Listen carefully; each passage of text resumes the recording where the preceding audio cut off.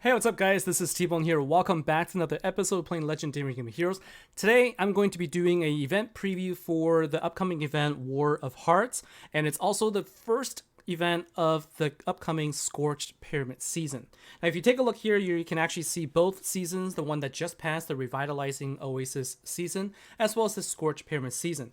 And so what you can do is, if you have not yet, take advantage of the fact that you can still access the past ultimate forms, and if you still have seasonal coins, now's the time to use them to try and craft the card that you're missing. So if you have just one card remaining, my recommendation is forge whatever ultimate form you can for the season.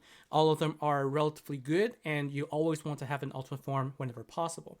If it's not possible, then my recommendation would be to either get the Dark Ultimate Form, the Ultra Rare card, New and Improved Hero, because of the Cleanse and also the Dispel ability, or you can go with the Light Commander Ultra Rare card, which is going to be Lady of the Lake, for the ability to give the next Light Commander card you activate a 500% damage boost. So that would be my recommendation. And if you are also in a situation where you have the luxury of picking more than one of the decks I would also encourage you to take a look at is the Wave Breakers, because of the fact that it is a chaotic killer deck that can't be used in this particular event because it happens to be a Water Commander chaotic killer event. And so that is something to think about, and hopefully that helps you make your decision. All right, so let's go ahead and take a look at the cards. Now, I don't have the deck, unfortunately. I did go up to tier 4, and I only got a single event card, a single support card, and the 2 guaranteed relics, so nothing I can do to help you see what the deck is like. So I'm just going to be able to show you and talk about the abilities. So we'll start with the ultimate form, and I'm going to break down the skills as well, because it's a little bit confusing in the wording. So the first part, it increases Water Commander damage by 120% for 4 turns. Pretty straightforward. For 4 turns after you activate a battle skill, you're going to be dealing 120% more damage than your normal attacks. Okay. And then the second part says reveals a weakness on the target for 3 turns. All standard attacks against the exposed weakness will create 3 Water Power Gem 6s. What does that mean? What is this weakness that you're exposing and all that? Well, it's a really long-winded way of saying basically anytime you attack a boss for the next 3 turns, when you attack, you're going to spawn 3 Power Gem 6s. If you have 5 water cards on the team, it's the easiest. All you have to do is match a water gem, and then each of those 5 cards will attack, and that in turn will create 3 Power Gem 6s, which means with 5 water cards, it's very simple. Every attack, you will generate 15 Power Gem 6s. Now, because it says any standard attack, it doesn't say has to be water. My assumption is you can also put in another affinity here. You just have to make sure you match those gems to force that hero to attack. So as long as a hero attacks, it will generate Power Gem 6s for 3 turns. Super powerful, because if you think about it, what that means is if you have 4 other cards that has the same skill, well, you are looking at 15 Power Gems per battle skill, and that is 75 Power Gem 6s that it can create if you have an ultimate form plus 4 of the cards that has this, and in this case it's going to be the Master Collection card. It is insane the number of power gems that you're going to be crushing, and the power gem that you'll be left with is going to be a really high amount. And so it seems really powerful just from this standpoint. And then if you take a look at the other abilities, passive ability, it also has 1,000% heal for the hero recovery, and then also has a permanent reduction of damage by 10%. It also has Dispel Chaos. So Chaos is one of the debuffs that we will have to deal with. Now let's take a look at the Master Collection card, which I said has the same skill, which is Paris. So this one, the battle skill also reveals a weakness on the target for 3 turns, and all standard attacks against the exposed weakness will create 3 Water Power Gem 6s. So this is the one. If you have 4 Master Collection cards and 1 Ultimate Form, you're going to create 75 Power Gem 6s for 3 turns. But it does have a 5-turn cooldown.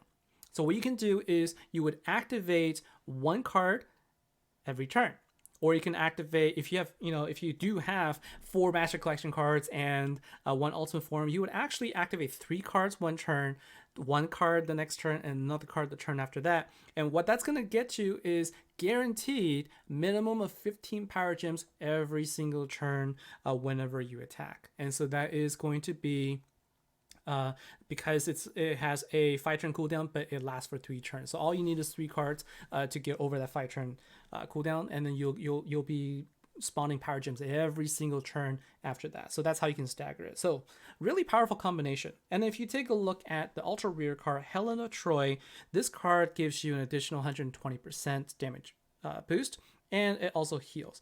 Now, in my opinion, having 15 more power gem 6s versus having another 120% damage boost, it's going to be hard for me to say which one is going to be stronger. So I actually think that it might actually be okay to have Ultimate Form plus Ultra Rare card and then the Master Collection cards.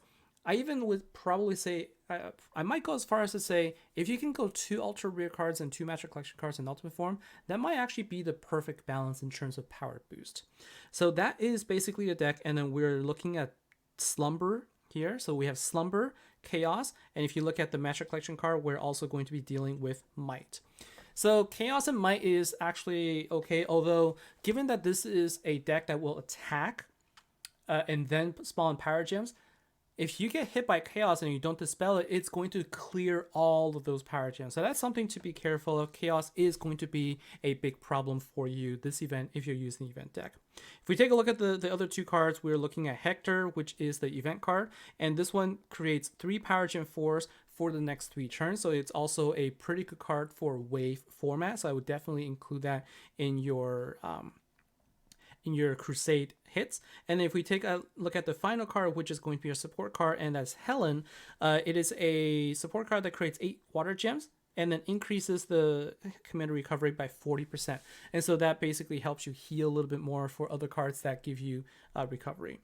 Has a 1-turn cooldown, so you can generate power water gems every single turn. So this is a deck, and now I think that it's just from the damage boost alone, I think it's going to be really powerful one, especially in the future when they introduce water commander cards that give you water commander a damage boost. We've seen this from Fire. So I know that they're going to introduce this in the future for water, and this makes me feel like this is going to be a really strong deck when the event starts.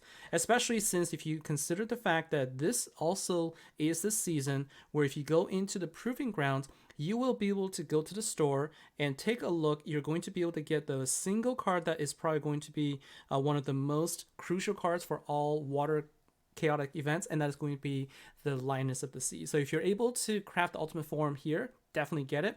I actually went ahead and used my my coin to craft Lioness of the Sea because it will give me the attack boost for all chaotic killer cards. Okay, so this one gives you 1300 attack boost if you have 16 or more water gems on the board. Now, attack boost on its own in a commander event may not be that big of a deal, but you can combine this with the damage boost and you'll see that it will make a difference. Okay, and so this definitely is something that I would encourage you to try. For me, what you'll really benefit from is using this card in Slayer events in the future.